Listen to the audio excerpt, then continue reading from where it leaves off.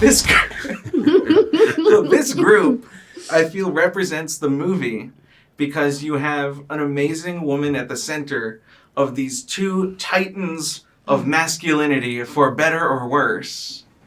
You talk a little bit about the gender dynamics of this movie and how it's so atypical for the cop genre. It's female-centric. It really is. It's the heroes in the movie are females. And it is a breath of fresh air.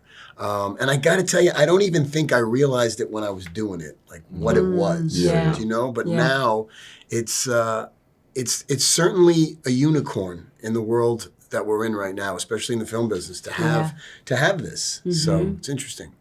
Yeah, it's.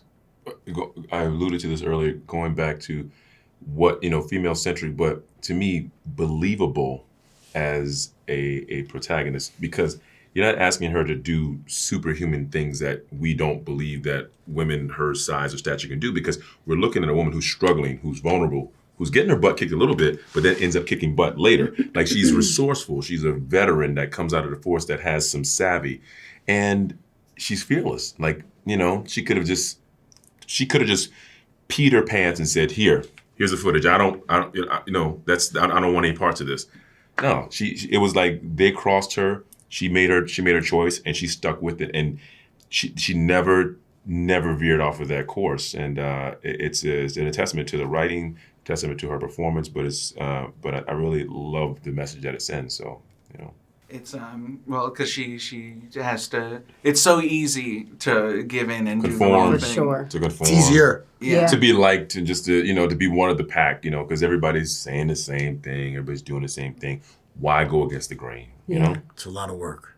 In a lot of these hero-villain movies, they say the actor always envisions their character as if they are the hero, and I feel like that is so applicable to this movie, because your characters are never outright evil, even when you're doing these heinous things. It's you have a modicum of power, and you realize the bad things that you can do with it for your own self-gain. Could you talk a little bit about those kind of power dynamics? Well, it's interesting because, just approaching roles like this, you have to see the world like that. I can't say, I'm going to play the bad guy. Right? You can't. You got to understand your circumstances. You got to understand why you're there and what motivates this guy from day to day. Because it's not, listen, being the bad guy in the movie and what he does every day is not easy. It's hard. It's hard to do that. Yeah. It's hard to live that life, to be that cop who walks this line of in that world and then in my world, right? So, and that's what we all kind of do.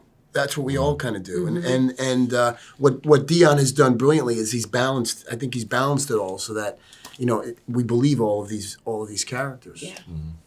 So I'm in a room with Crossbones, Thunder, and Luke Cage. That's nuts. But do you ever have any kind of, because the superhero genre is so prolific right now, do you ever have any moments where you're on set and you're like, I was in that superhero thing. Oh, I was in that superhero thing. And you're like, oh, I was the villain. So. Yeah, I do. I often just say that to myself.